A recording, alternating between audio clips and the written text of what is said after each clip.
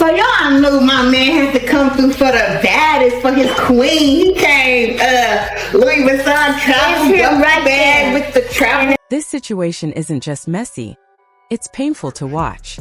What Claressa Shields revealed during her recent Instagram Live left people stunned, emotional, and angry all at once. Fans are used to seeing her as strong, focused, and untouchable, but this time she appeared shaken. Her voice trembled, her emotions spilled over, and then she shared something no one expected. She said she is pregnant. According to Claressa, the pregnancy isn't the most painful part. What hurt her most, she says, was the betrayal behind it. She claims the man she trusted promised her a future, commitment, and honesty. Behind closed doors, she alleges he convinced her that his marriage was already finished, that separation was real, and that divorce was just a matter of time. She believed she was building something permanent. Claressa says she kept her pregnancy private because she feared abandonment. And according to her, the moment she spoke up and asked for marriage and responsibility, everything shifted. The affection disappeared. The promises were questioned.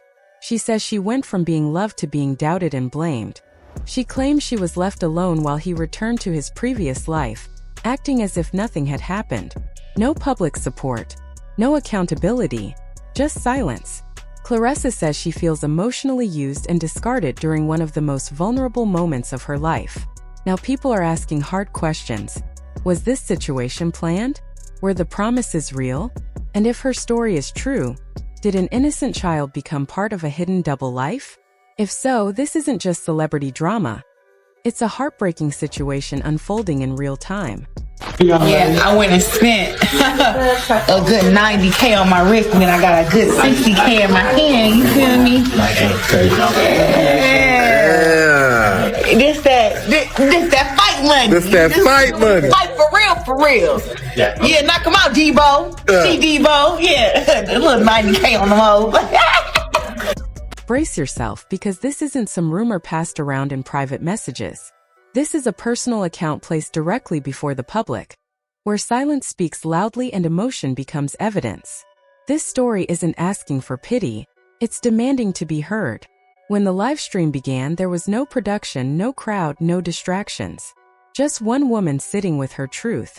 Her eyes were swollen, her breathing uneven, and her voice carried the weight of someone who had held too much inside for too long. Strength didn't disappear, but it fractured. And sometimes that's what honesty looks like. She didn't open with drama or shock value. She opened with necessity, the kind that comes when a secret has been buried so deep that keeping it hidden becomes heavier than revealing it. She said she was expecting, not for attention, not for headlines, but as a reality she had been protecting out of fear. Everything changed in that moment. The energy shifted. People stopped scrolling. Comments slowed. This wasn't an announcement, it was a release. She explained why she stayed quiet. Not pride, not strategy, fear. Fear born from promises that started sounding rehearsed and timelines that never seemed to arrive. She says the relationship didn't begin in confusion. It began with reassurance. Conversations behind closed doors painted a future that felt solid. Marriage was discussed openly. Separation was described as already in motion. Divorce was framed as inevitable. According to her, she was led to believe the past was finished and the next chapter was already being written, just waiting to be revealed. I'm self-made, self-built. I got $8 million. Are you dumb? She trusted what she was told, and trust reshapes how people move. It opens doors. It softens defenses. It's how limits fade and futures begin to feel real. She explains that what followed wasn't careless or impulsive. It was intentional, built on the belief that commitment was already decided, not something still up for debate. But then progress slowed. Days turned into weeks. Public steps never happened. Promises stayed verbal. Explanations became more frequent and more complicated. Assurance stopped being freely offered and started arriving only after questions were raised. Even then she stayed because trust doesn't disappear instantly. It wears down little by little. When she discovered she was pregnant, that slow erosion turned into fear. She didn't announce it. She didn't confide in friends. She didn't celebrate the moment. She stayed quiet and waited. When asked why, she says the answer is painfully clear. She sensed that the truth would change the dynamic completely. She had already seen how quickly affection can shift when responsibility enters the conversation. What once felt solid began to feel fragile, dependent on timing, comfort, and convenience. So silence became her shield. When she finally spoke, she says the reaction wasn't happiness. It wasn't concern. It wasn't accountability. It was distance. The energy changed. The questions became pointed. The warmth disappeared. What had felt like a partnership suddenly felt like an investigation. She says she went from being someone's future to being treated like a suspect overnight. Accusations followed. Motives were questioned. Trust flipped direction. Even the pregnancy itself became something to dispute. In her account, the shift was swift and unforgiving. The same voice that once spoke confidently about marriage now cast doubt on her character. The certainty that promised stability suddenly avoided responsibility. And the shock didn't stay private. While she was processing fear and disbelief, she says he left. Not temporarily, not quietly. He returned to familiar spaces, reappearing beside the very past he claimed was behind him. Images surfaced. Smiles looked easy.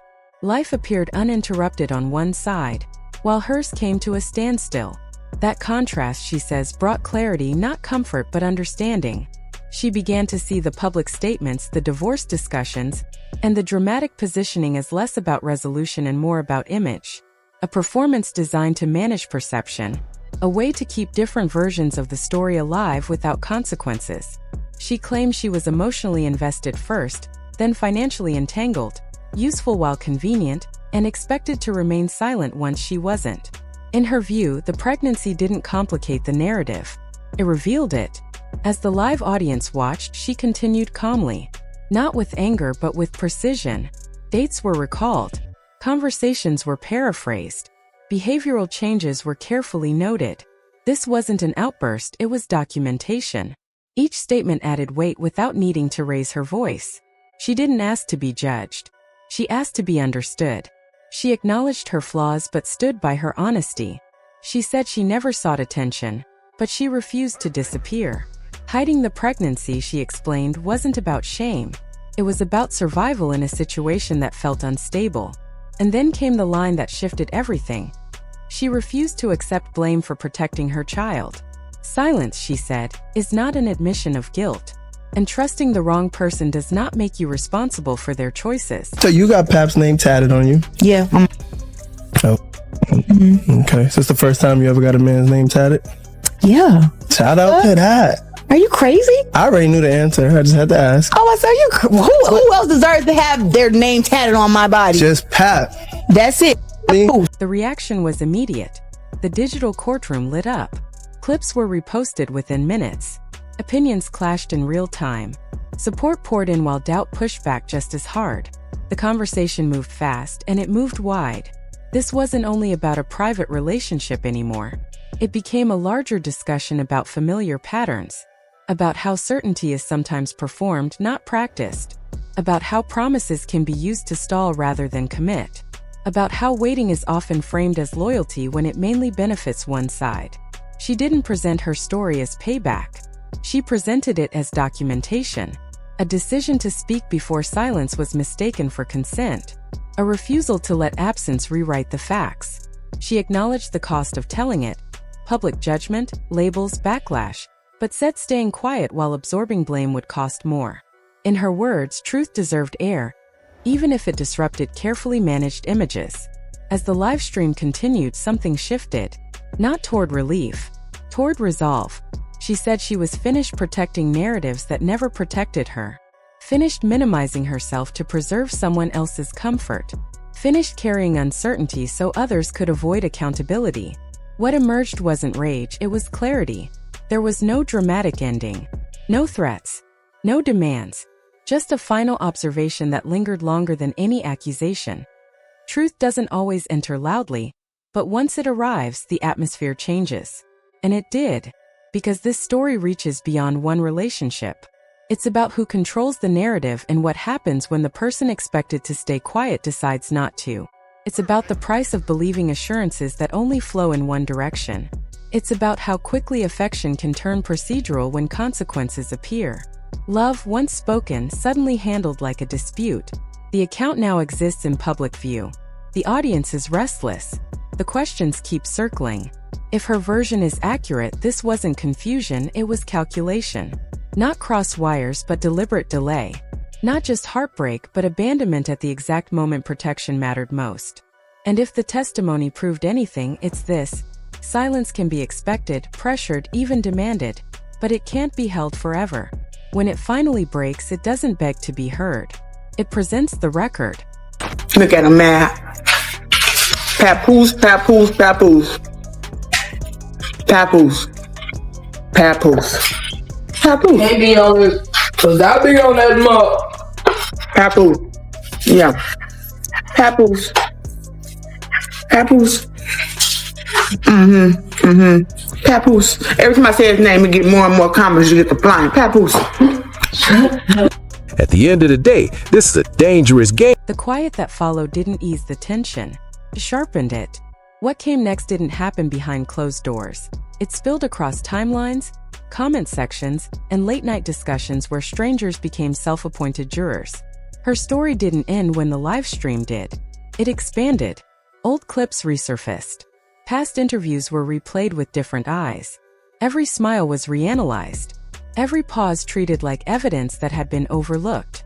According to her, the aftermath felt colder than everything that came before it. Messages slowed, then stopped. Calls became shorter, then disappeared. Communication shifted from reassurance to calculation. She says the concern wasn't centered on her well-being or the reality she was facing, but on appearances, how this would look, who might speak, and how quickly control could be restored. She recalls being advised to take things slowly, to avoid announcements, to keep everything quiet for now. Privacy that once felt protective now felt tactical. Discretion that once meant intimacy began to feel like insulation for someone else. As days passed, she says the burden of silence landed entirely on her. What unsettled people watching wasn't just the denial she describes, but how fast it happened. One moment there were plans, the next there were disclaimers. Conversations shifted. Commitments were softened. Statements once delivered with certainty were reframed as misunderstandings or hypotheticals. Nothing exploded, it simply slid out from under her. Then came the images. No statements, no explanations. Just familiar settings, familiar faces, moments captured casually but heavy with implication. To her, those images said everything that wasn't being said directly. They answered questions she hadn't known she needed to ask. Doors closed without discussion. Privately, she says she was encouraged to consider all possibilities. Language framed as neutral but felt as doubt. Questions presented as concern but carried suspicion. The message was clear. Uncertainty first, support maybe later. That's when she realized the story she was living inside was no longer hers to control. Public reaction fractured quickly. Some questioned her timing. Others questioned her motives. The cycle was familiar. Credibility debated, character weighed, empathy rationed. She watched people argue over whether pain had to be perfectly delivered to be believed, whether strength canceled vulnerability, whether a woman could hold both at once. She didn't respond right away. She says reacting too quickly felt like feeding a machine already running. But silence stopped being neutral. It became a narrative of its own. So she spoke again, not louder but clearer. She made it plain she wasn't seeking approval. She was creating a record. Her focus shifted away from emotion and toward sequence. What was said? How often it was repeated? What decisions were made in reliance on those assurances? This, she insisted, wasn't about heartbreak. It was about responsibility. About what happens when someone builds a future on representations that later dissolve. Observers noticed the change. Less vulnerability. More precision. She wasn't trying to win anyone over. She was preserving facts. That record resonated with people who recognized the pattern, not the individuals but the mechanics. The slow drift. Conditional care. The sudden retreat once accountability entered the room. Meanwhile, the other side largely remained silent. No detailed rebuttal. No full denial. Just distance. And in the court of public opinion, absence speaks loudly. Every non-response was interpreted, debated, and reframed. Some saw restraint. Others saw avoidance. She addressed the question many kept asking. Why now? Her answer was simple. Because timing wasn't strategic, it was inevitable. Because hiding the truth began to feel like participation. Because carrying life alongside a lie became impossible. Because waiting for comfort had already cost her clarity.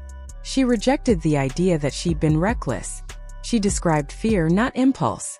Caution, not manipulation. She reminded people that silence isn't consent, and self-protection isn't deception. It's survival. As reactions intensified, another layer surfaced. The cost. The quiet costs that never trend. Sleepless nights. Medical appointments faced alone. Decisions made without partnership. Preparing for a future that suddenly looked nothing like what had been promised. The story grew larger than the people involved. It became a reflection of something broader. How narratives are shaped by who speaks last, loudest, or not at all. How responsibility is reframed as inconvenience. How doubt becomes a tool once certainty stops serving its purpose. She acknowledged the backlash without pretending it wouldn't hurt. She named the labels before they landed, and dismissed them calmly. None of them changed facts. None erased conversations. None canceled reliance. What lingered wasn't anger. It was exhaustion. The kind that follows prolonged uncertainty. The kind that settles when hope gives way to acceptance. She wasn't asking for blind belief. She was asking not to be erased for convenience. Her final words came without drama. No ultimatums. No demands. Just a boundary. She said she would no longer correct narratives that depended on her silence. She would speak when necessary and protect her peace when possible. The rest would unfold without her managing it. The response was split. Support collided with skepticism. Empathy met cynicism. But one thing was clear, the story had shifted. Control fractured. The version that relied on her quiet no longer held. This isn't a story of clean heroes or simple villains. It's a record of what happens when expectations collide with consequences. When power shifts because silence breaks. When truth doesn't solve everything, but it rearranges the room. And the room remained changed. The pressure didn't ease. It condensed. What followed wasn't closure, but recoil. A tightening of positions as everyone involved adjusted to the reality that the story was no longer moving in one direction.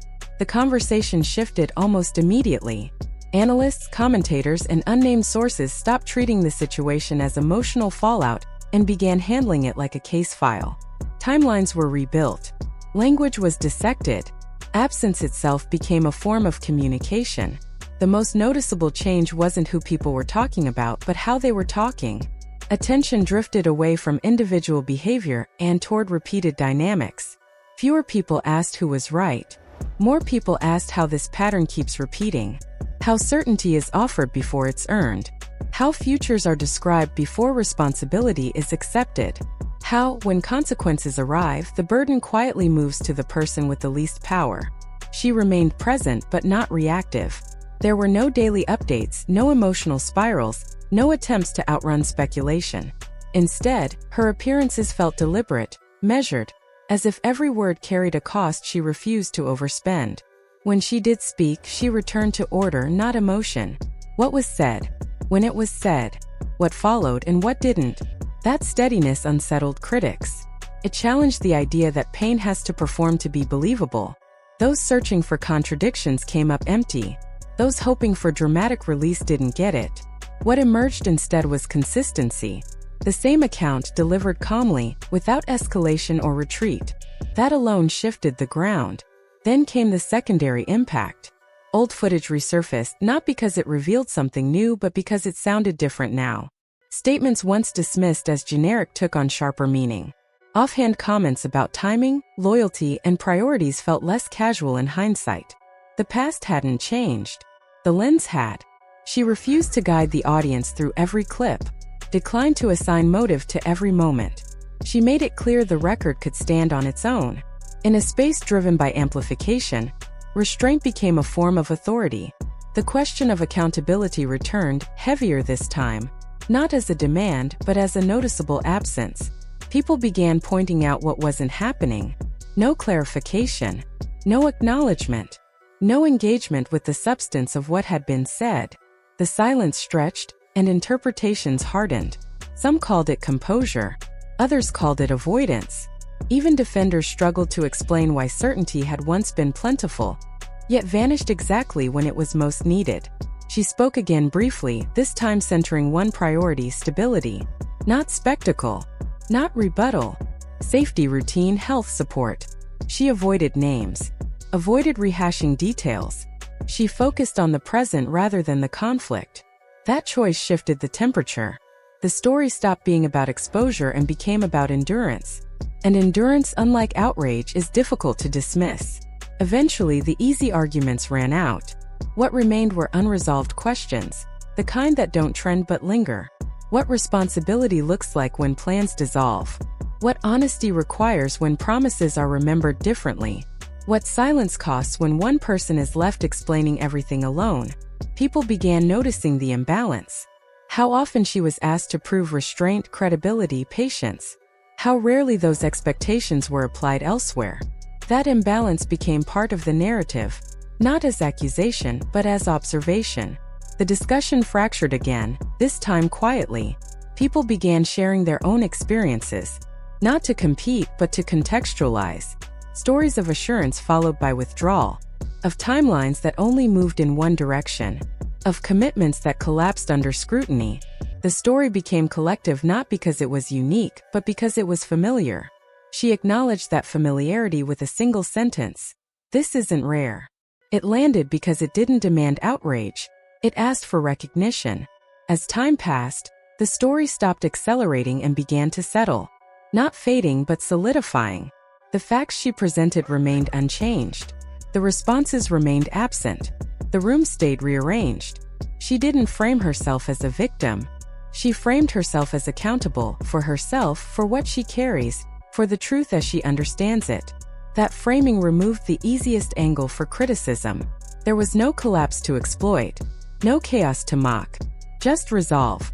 Eventually attention shifted, as it always does. New stories filled feeds. New controversies demanded reaction.